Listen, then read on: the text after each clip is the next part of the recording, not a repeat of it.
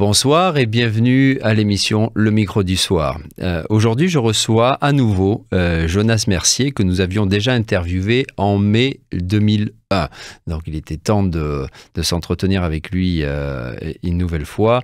Au Micro du Soir, nous aimons reprendre le lien avec des gens que nous avons déjà interrogés. Jonas Mercier vit à Luxembourg depuis novembre 2016 avec sa femme Michaela et leurs 2 enfants après avoir vécu de nombreuses années en Roumanie. Leur lien avec ce pays reste fort. Ils sont d'ailleurs toujours propriétaires d'une petite maison à Lunca-Garti, petit village situé près de Campulung, à 1 heure environ, au nord de Pitești. Jonas Mercier a été pendant de nombreuses années correspondant pour plusieurs médias francophones depuis Bucarest. Il fut aussi un temps responsable de l'édition Bucarest du petit journal.com. Pour les habitués du monde de la presse francophone à Bucarest, en Roumanie, je suppose que son nom vous est familier. Aujourd'hui, nous allons parler de son actualité, mais également de son... alors, je ne sais pas si on peut l'appeler nouveau pays d'adoption, il nous le dira, le Luxembourg. Sa vision de ce pays et aussi de l'Europe, de façon générale, est intéressante. Nous allons donc parler de sa nouvelle vie, qui n'est plus tout à fait nouvelle maintenant, et d'autres choses. On va aller un petit peu plus... non pas dans le détail nécessairement, mais on va parler de sujets larges, vastes, de modernité également, parce que le Luxembourg, comme il me l'a dit Jonas en préparant cet entretien, est particulièrement doué, entre guillemets, en termes de modernité. Il nous en dira davantage. Jonas Mercier, bonsoir. Bonsoir. Alors, je suis ravi, on se connaît évidemment depuis de nombreuses années et je suis ravi de vous avoir à nouveau au micro du soir. Alors, tout simplement, première question, qu'est-ce que vous faites aujourd'hui à Luxembourg ? Alors aujourd'hui, je suis en télétravail, comme vous pouvez le voir derrière moi. On a 2 jours de télétravail au Luxembourg, c'est assez pratique. Donc j'en profite au maximum. Et je suis dans mon salon, dans un appartement dans lequel on a aménagé il y a 6 mois, un peu plus de 6 mois. Et si je dis ça, c'est parce que j'ai une grande baie vitrée sur le côté et vue sur un champ agricole, pas cultivé mais labouré. Et derrière, on a des forêts, des collines, c'est assez vallonné. Donc c'est à Luxembourgville, dans la ville, mais c'est vraiment le dernier immeuble avant la campagne. Donc vous êtes dans le centre ? Dans le centre, c'est une petite ville, donc on n'est jamais trop loin du centre, mais on a cette grande baie vitrée qui nous apporte de la lumière, et comme il y a très peu de soleil au Luxembourg, c'est toujours très agréable d'avoir cette lumière, et chaque rayon du soleil compte. Alors dites-nous, qu'est-ce que vous y faites à Luxembourg ? Quel est votre travail aujourd'hui ? Alors ça fait 8 ans, vous parliez du pays d'adoption presque, parce que ça fait pratiquement autant de temps que je vis au Luxembourg que j'ai vécu en Roumanie, 10 ans. Et j'ai commencé en tant que journaliste pour un média financier et économique qui s'appelle Paper Jam, où j'ai travaillé 2 ans, et depuis 5 ans, ou 6 ans maintenant, je suis responsable de Startup Luxembourg, qui est un peu la French Tech à la luxembourgeoise. C'est la marque nationale par laquelle on promeut le Luxembourg comme hub technologique et start-up à l'étranger, et qui, au niveau local, essaie aussi de connecter toutes ces startups dont le nombre est grandissant avec l'économie un petit peu traditionnelle pour encourager toutes ces PME, il y en a beaucoup au Luxembourg, de se digitaliser et de se moderniser. Et c'est une structure c'est une structure gouvernementale ou privée ? Oui, ça fait partie de l'Agence nationale d'innovation. Comme dans à peu près tous les pays d'Europe, on a déjà des agences d'innovation qui ont été créées plus ou moins dans les années 80. C'est à cette époque que l'Europe commençait à offrir des financements liés à l'innovation et avait besoin un petit peu de relais nationaux qui informent et qui aident les entreprises à accéder à ces fonds pour l'innovation. Donc c'est une agence qui existe depuis 1984 et aujourd'hui elle n'est pas publique, elle est nationale, parce que même si la majorité de son financement vient du ministère de l'économie, on a aussi des acteurs du monde privé, la chambre de commerce, les représentants de l'industrie locale et la chambre des métiers. Et vous, votre rôle, quel est-il exactement ? Donc c'est vraiment de construire et d'animer cette marque nationale, de représenter le Luxembourg à l'étranger, de lier des connexions avec les autres acteurs start-up et acteurs à peu près identiques dans les autres pays, et d'en faire bénéficier de toute cette visibilité qu'on a à l'étranger, d'en faire bénéficier des acteurs locaux, que ce soit des incubateurs pour les startups ou les startups elles-mêmes. On va en parler un petit peu de cette numérisation très poussée à Luxembourg. Mais avant cela, j'aimerais tout simplement que si vous pouviez me dire ce que vous aimez et ce que vous aimez moins à Luxembourg. Alors, Luxembourg, c'est vraiment un pays très attachant. C'est un petit pays provincial, je dirais, mais plutôt dans le bon sens du terme. La ville Luxembourgville, qui est une des 3 capitales européennes quand même, ne compte que 136 000, 140 000 habitants. Donc c'est tout petit et les choses sont assez faciles à faire. Tout fonctionne plutôt très bien et c'est une grosse différence par rapport à ce qu'on était habitué en Roumanie. Il y a un service public aussi qui est très performant. Très présent et performant. Il y a beaucoup de choses pour les enfants, pour les familles notamment. C'est surtout là que le Luxembourg est attractif pour les familles. Et puis c'est un pays où on gagne plutôt bien sa vie et ça c'est aussi assez reposant. Moi j'étais un indépendant, un freelance en Roumanie. C'est cher aussi, non? Alors c'est très cher, mais les salaires sont quand même assez élevés. Donc, bon an, mal an, le niveau de vie est quand même bien supérieur à celui de la Roumanie. Et puis, on a beaucoup d'aide sociale également. D'accord. Donc, c'est un petit peu un endroit idéal? Idéal, je sais pas, parce que on cherchait un petit peu ça en sortant de Roumanie. On avait eu notre premier enfant et c'est vrai qu'on voulait un petit peu plus de stabilité et puis des services publics, notamment au niveau de l'éducation et de la santé qui sont un peu plus au point. Et c'est ce qu'on a trouvé, mais c'est vrai que la Roumanie nous manque beaucoup parce que c'est un pays où il y a beaucoup d'étrangers qui viennent comme nous travailler. 50% de la population est étrangère au Luxembourg, qui vit au Luxembourg. Et dans la capitale, c'est 70%. Donc c'est énorme, c'est des gens qui viennent de toute l'Europe, qui viennent d'Asie, qui viennent des États-Unis. Donc ça, c'est très agréable, ce melting pot, parce qu'on parle plusieurs langues, culturellement, c'est très très enrichissant. Et en même temps, c'est des gens qui ne sont pas d'ici et qui resteront pas toute leur vie ici généralement. Donc on peut créer des liens, mais c'est jamais des liens très forts. Il faut dire aussi qu'on gagne bien sa vie, mais on travaille quand même beaucoup au Luxembourg.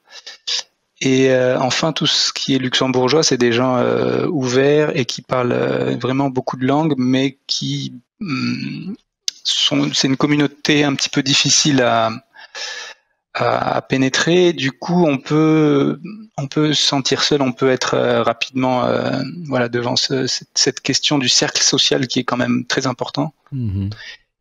Et en Roumanie, c'est vrai qu'on sentait cette chaleur humaine, cette facilité d'interaction vraie et sincère et beaucoup plus rapide. Moi, ma femme est roumaine, donc forcément, on avait aussi des liens familiaux et puis beaucoup d'amis sur place. Mais ça nous a été très dur de construire un réseau social. Et aujourd'hui encore, il est même après 8 ans, il est encore un peu faible, même après 8 ans. Et ça compte beaucoup plus que ce qu'on croyait dans le plaisir de la vie de tous les jours. Et je dirais que c'est un pays qui est très bien, mais il y a cette question, on en parle avec des expatriés, hein, qui est quand même très présente chez les gens étrangers qui viennent vivre au Luxembourg. Et l'appel du retour dans son pays d'origine, parce que difficulté de créer un cercle social solide est très important. Alors, quel est votre...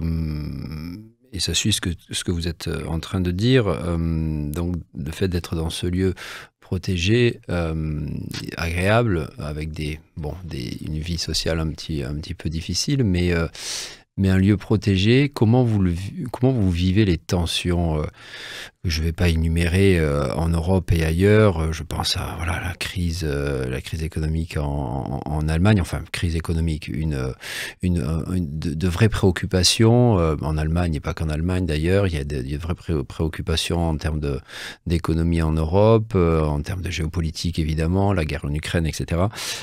Vous, en vivant dans ce lieu où où on se sent, d'après ce que vous dites, très protégé. Comment vous regardez tout ça? Vous vous dites, bon, ben, de toute façon, nous, on est à Luxembourg, donc au Luxembourg, et je dis au Luxembourg et à Luxembourg, hein, vu que vous êtes vous vivez à la ville de Luxembourg, dans la ville de Luxembourg. Comment vous vivez ça? Comment vous ressentez ça? Et c'est quel sentiment qui se dégage? Je dirais qu'il y en a deux, parce que c'est vrai que c'est un petit peu une zone qui a l'air hors de cette réalité européenne qu'on voit évoluer dans les grands pays de l'Ouest comme à l'Est d'ailleurs. Et toutes ces tensions énormes qui semblent exploser dans nos pays limitrophes, en Roumanie et ailleurs, on les a pas au Luxembourg. Premièrement, il n'y a pas cette tension-là du tout au Luxembourg. Il n'y a pas de parti d'extrême droite, il n'y a pas de question ou alors vraiment, vraiment mineure sur la présence des étrangers ou des choses comme ça. Donc on est vraiment sur des problématiques différentes.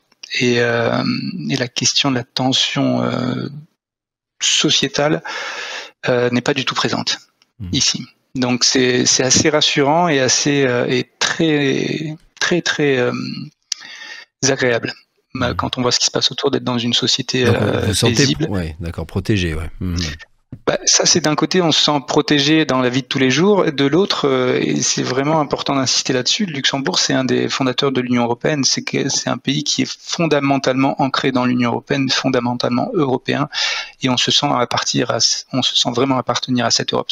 On n'est pas la Suisse ou la Norvège qui peuvent se dire on reste indépendant, autonome, peu importe ce qui se passe dans l'Union européenne. Donc on voit que ça va mal dans l'Union européenne et on sait qu'on n'a pas de frontières autour du Luxembourg, tout est ouvert comme de partout dans l'espace Schengen. Vous êtes dépendant aussi de l'Europe, donc ça doit vous toucher. Dépendant, mais on sent que ces tensions, enfin on sent plutôt que ce qui arrivera à l'Union européenne, le Luxembourg ne pourra pas en être complètement extérieur et que ça viendra vers nous et on le sent venir. Encore une fois, on sent aucune pression au niveau national, mais cette pression d'extérieur, elles nous font peur parce qu'on sait qu'elles toucheront un jour ou l'autre à un moment donné, que ce soit l'économie, la société, la politique luxembourgeoise. Et dans les rues de Luxembourg, il n'y a pas de vagabonds, enfin il n'y a pas de sans domicile fixe, tout est propre. Si, alors c'est un pays qui a quand même des problématiques liées à la pauvreté, qui sont pas du tout négligeables. On a depuis 8 ans, on a vu quand même une augmentation des violences à Luxembourgville, notamment autour de la gare, dans certains quartiers et près du centre-ville, et des sans domicile fixe et aussi de la consommation de drogue un petit peu.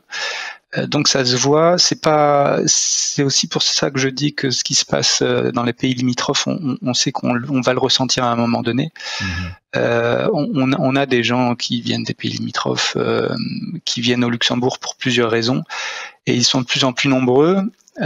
Donc cette violence, elle transpire aussi des deux côtés de la frontière.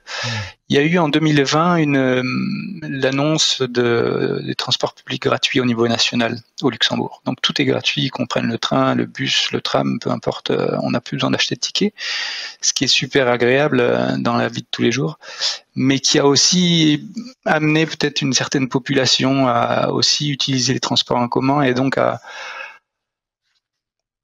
faire venir, je dirais, parce que encore une fois, les vagabonds, les sans domicile fixe qu'on voit au Luxembourg, c'est beaucoup des étrangers, français par exemple, ou belges. Il y a des luxembourgeois, certes, mais il y a aussi des gens qui viennent des pays limitrophes.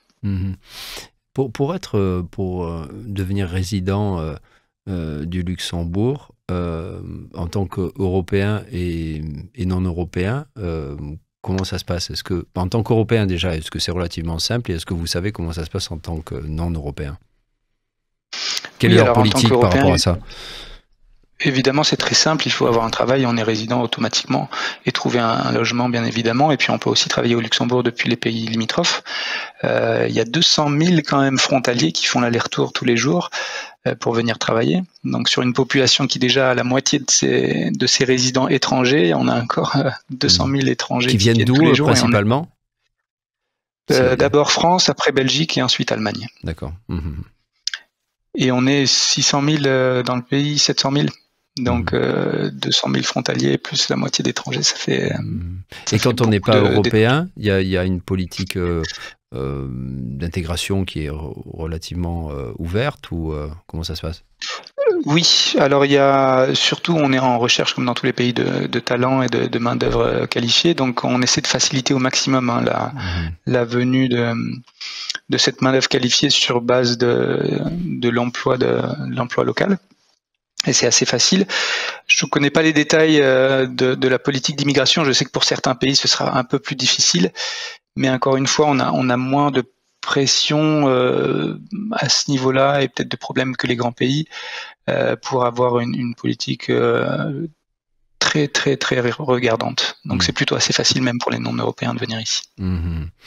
En préparant cet entretien, et puis pas seulement en préparant cet entretien, quand nous avons l'occasion de discuter, on parle de sujets assez vastes, Jonas, vous et moi, et notamment le sujet de la modernité, de toute cette numérisation. Alors là, non seulement vous travaillez là-dedans, mais en plus vous êtes à Luxembourg, et vous me disiez avant cet entretien que, alors là, pour le coup, on est dans le modèle un petit peu estonien, peut-être, d'une numérisation à outrance. Je ne sais pas si vous la qualifieriez comme ça.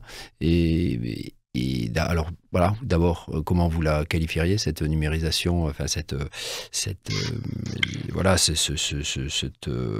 modernité très technologique, et comment au quotidien vous la vivez également? Alors on n'est pas au stade de l'Estonie, ils sont bien plus avancés, mais c'est quand même un modèle. Le gouvernement cherche à aller dans cette direction, à vraiment numériser beaucoup des services publics.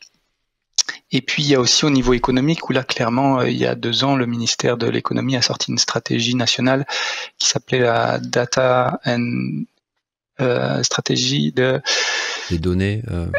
Data and Digital Driven Economy. Donc une économie qui est tirée par les données et le digital pour construire cette espèce d'environnement, que ce soit au niveau de l'infrastructure, au niveau du support de cybersécurité, de toutes les facilités pour encourager les entreprises à vraiment développer leurs services via le digital. Ça, c'est un programme clair du gouvernement. Et on peut le comprendre quand même, parce qu'il ne faut pas oublier que le Luxembourg a certes une industrie qui est bien en place, mais qui est un peu fragile. Quasiment la moitié de son PIB est issue de l'industrie financière. Et du coup, il se sent un petit peu... comment dire, fragilisé, parce que s'il se passe quelque chose dans cette niche de la finance où il a une très grande expertise, alors c'est plus un paradis fiscal comme ça a pu l'être dans les années passées, depuis la crise de 2008. Les choses ont été quand même largement arrangées, mais il reste quand même une place financière très importante, avec une grosse expertise, et donc près de la moitié du PIB qui provient de cette industrie. Donc l'idée, c'est de pouvoir développer une économie plus diversifiée, mais en se différenciant un petit peu des pays limitrophes. Et donc cette capacité à offrir une infrastructure digitale est très importante, et vraiment dans l'optique du gouvernement. Et vous donc c'est vrai qu'au quotidien, ça a été, voilà, enfin, c'est bon, comme ici à Bucarest, tout le monde est sur son smartphone évidemment, mais là il y a vraiment une mainmise, vous diriez, de l'outil numérique sur le quotidien. Oui, c'est vrai. Alors, il faut dire qu'il y a des choses qui marchent très bien grâce au digital, ou grâce à cette digitalisation des services publics, parce qu'on a changé d'adresse il y a 6 mois. On a envoyé la nouvelle adresse à une administration qui est passée par toutes les autres administrations pour nous changer l'adresse. Donc pour nous, ça a été très rapide, pour un changement très efficace. Et il y a d'autres services assez pertinents. Mais comme tout est lié au digital, et je crois que c'est peut-être aussi le cas dans les grandes villes, on va sur sa banque en digital, c'est plus facile. Je sais pas, on réserve ses vacances en digital, on vérifie si un restaurant ou un magasin est ouvert en digital, on communique avec 1000 groupes WhatsApp, avec l'école, avec je sais pas, les clubs sportifs des enfants et autres.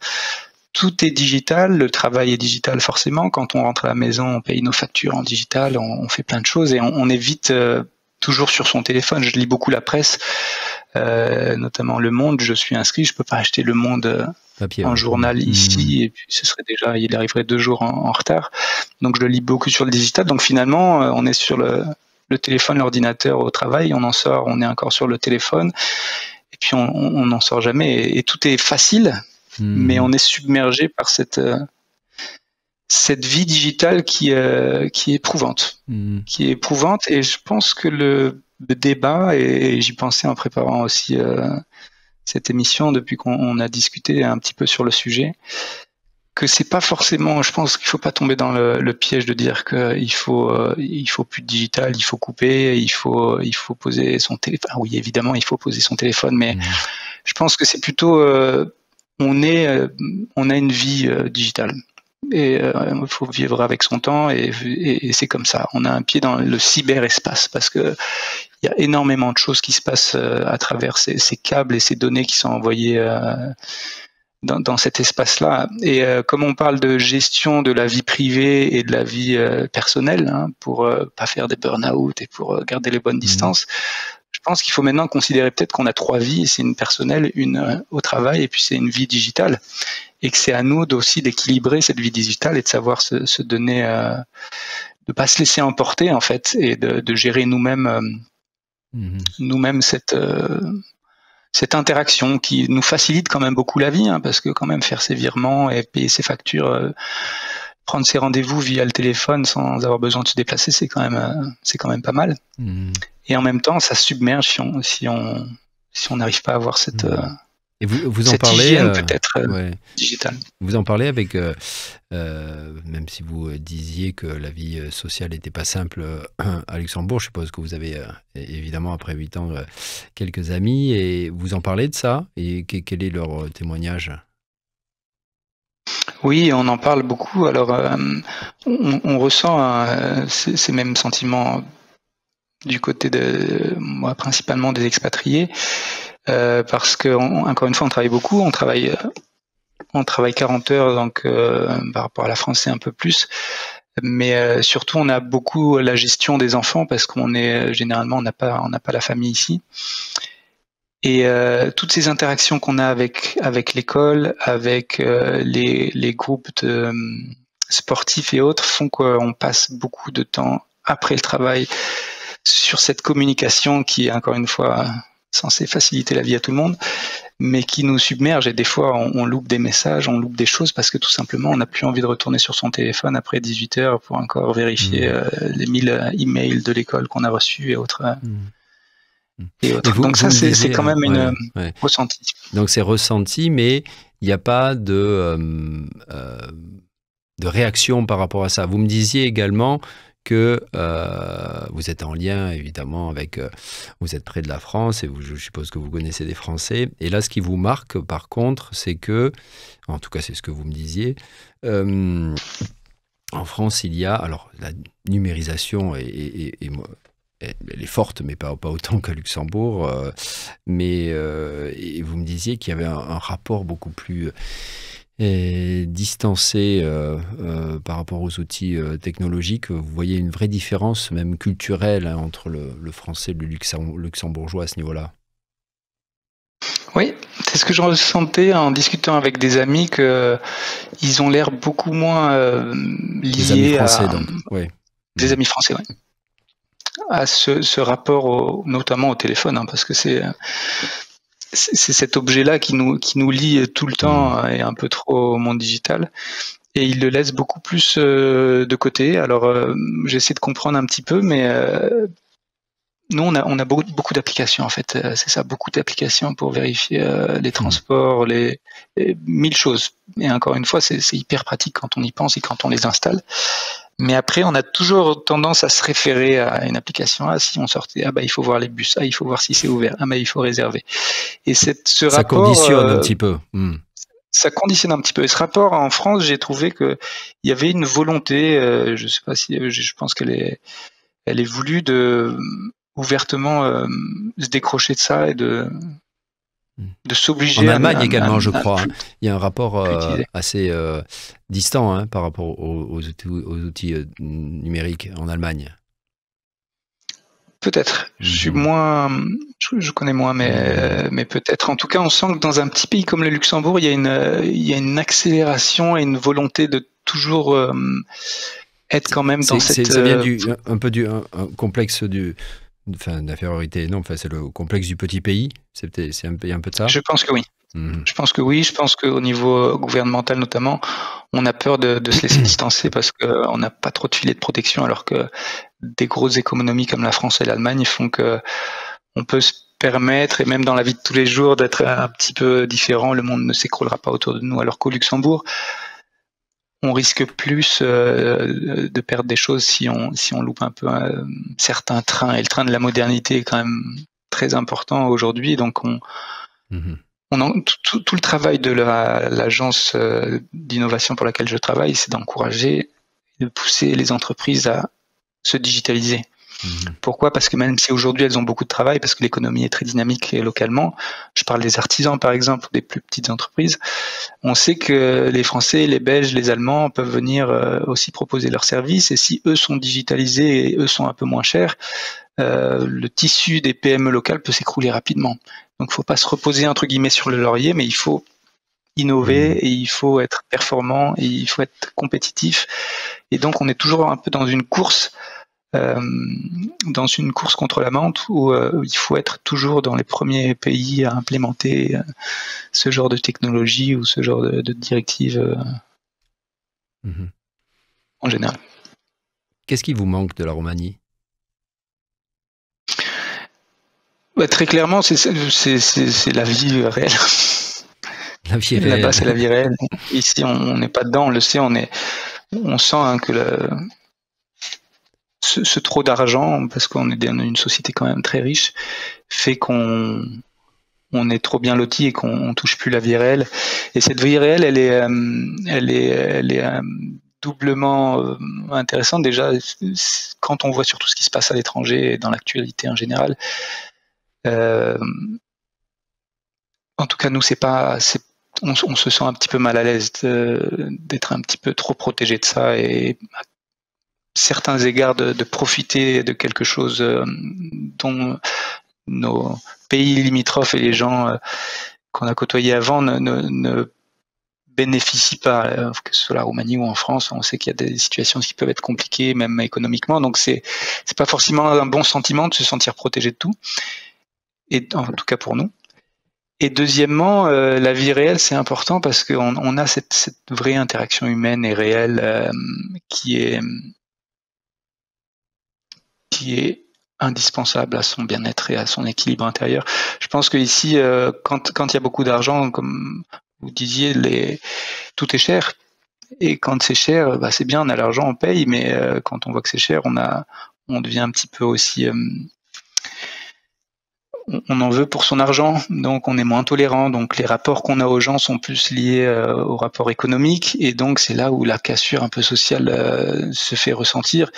Et au bout d'un moment, c'est pas un sentiment très plaisant que d'interagir que sur des bases un petit peu économiques avec les gens qui nous entourent. Mais vous avez l'air très, très conscient de ce contexte-là. Donc, quelque part, si, comme vous le disiez, avec votre femme et vos enfants, dans quelques années, vous décidiez de partir de Luxembourg, vous n'êtes pas trop inquiet du décalage, c'est-à-dire vous pensez que vous pourrez revenir vivre dans la vie réelle? C'est toujours une question, c'est sûr. On sait que c'est facile de s'upgrader, d'être un petit peu au-dessus en termes économiques de là où on se trouvait, mais l'inverse est toujours plus difficile. Mais non, je pense qu'on ressent quand même un besoin profond de retrouver une interaction humaine avec les gens qui nous entourent plus naturelle. Donc c'est non pas un questionnement, mais c'est en tout cas un projet qui, je crois, depuis que vous êtes au Luxembourg, est là et continue d'être là. C'est-à-dire, à un moment donné, peut-être partir en Roumanie, je ne sais pas, mais vivre ailleurs. Oui. Ça, c'est clair. Oui, ça c'est clair qu'on restera pas ici. Et un des facteurs clés, alors on s'était quand même posé la question à un moment donné, c'est que l'immobilier notamment est très très cher, donc pour nous c'est impossible d'acheter un appartement ou une maison. Même en ayant de bons salaires, c'est compliqué. Ouais, ouais, c'est compliqué. Et du coup on n'est pas prêt à rester dans un pays où on peut pas s'enraciner. Donc oui, c'est clair que nous, ce sera juste une étape de notre vie. Et pour terminer, parlez-nous un petit peu de Lunkakarti, de votre petite maison que j'ai eu la chance de connaître, qui est vraiment adorable. Et je salue d'ailleurs l'un de nos amis en commun qui a également une maison par là-bas, Benjamin Ribou. Oui, parlez-nous de pourquoi vous aimez cet endroit. Et je crois que vous y allez chaque année, vous y ressourcez, vous louez la maison pendant l'année, mais une fois par an, vous y retournez et là, voilà, vous redevenez enfin propriétaire et vous redevenez enfin roumain. Oui, c'est vraiment ça. C'est un endroit important pour nous parce qu'on a acheté cette maison juste avant d'avoir notre premier enfant et on a passé vraiment beaucoup de moments. C'est la campagne roumaine, je crois, hein, et la campagne roumaine, on la trouve pas en France, on la trouve pas au Luxembourg. Elle est spéciale. Elle offre, je sais pas, pourquoi est-elle oui, on dit oui, mais en quoi elle est particulière par rapport aux autres campagnes, la campagne roumaine? Parce que elle est restée, ouais. oui, complètement plus authentique. Il y a encore des gens de la campagne qui vivent à la campagne. En France, sûrement aussi, mais c'est vrai qu'en France et au Luxembourg, c'est des campagnes plus propres où il y a plus aménagé, plus aménagé et il y a moins ces personnes qui font la couleur de la Roumanie aussi et qui sont profondément ancrées, profondément liées à la terre aussi. Je crois que ça c'est important, c'est-à-dire qu'on fait son jardin, on élève ses bêtes pour sa propre consommation et on le sent très clairement. Et donc ça fait du bien de retrouver déjà c'est de la lumière aussi. Alors encore une fois, ici on a très peu de soleil et quand on vient en Roumanie, tout de suite le soleil offre un spectacle assez magnifique en début, en milieu, en fin de journée. Et puis ouais, on se sent bien et je crois que c'est difficile à exprimer, je crois, comme beaucoup d'étrangers qui vivent en Roumanie et qui aiment ce pays, mais il y a quelque chose qui fait qu'on se sent bien en Roumanie et qui est un peu particulier. Donc, éventuellement, un retour définitif, c'est aussi dans les projets, un autre pays, mais aussi la Roumanie, pourquoi pas, revenir par ici. Pourquoi pas? Je suis pas sûr que ce sera la prochaine étape, mais je pense peut-être que ce sera l'étape d'après. Encore une fois, on est. Et puis vous êtes jeune encore, ça va. On est peut-être, ouais, c'est vrai. Mais en tout cas, ouais, on n'est pas fermé pour revenir en Roumanie et quand ce sera, on ne sait pas, peut-être un peu plus tard, mais en tout cas, c'est envisagé. Bon. Eh bien, écoutez, Jonas Mercier, ça m'a fait très plaisir de vous avoir de nouveau au micro du soir après 4 ans. Merci pour pour vous avoir raconté ce qui vous est arrivé jusqu'à présent et comment est votre vision de là où vous vous trouvez, de l'Europe qui vous entoure et de ce lien que vous avez toujours gardé très fort avec la Roumanie. Merci infiniment. Merci de m'avoir invité. Au plaisir pour revenir. À bientôt, oui, à très bientôt, Jonas. Chères auditrices, chers auditeurs, c'est tout pour ce soir. Je vous souhaite à l'avance Martișor Fericit, parce que c'est demain, le 1er mars. Personnellement, j'aime beaucoup le Martișor, je trouve que c'est une très belle fête. Donc n'oubliez pas vos Martișor pour demain, dès demain matin, ou dès ce soir peut-être. Voilà, c'est tout. Week-end Placote. Au revoir.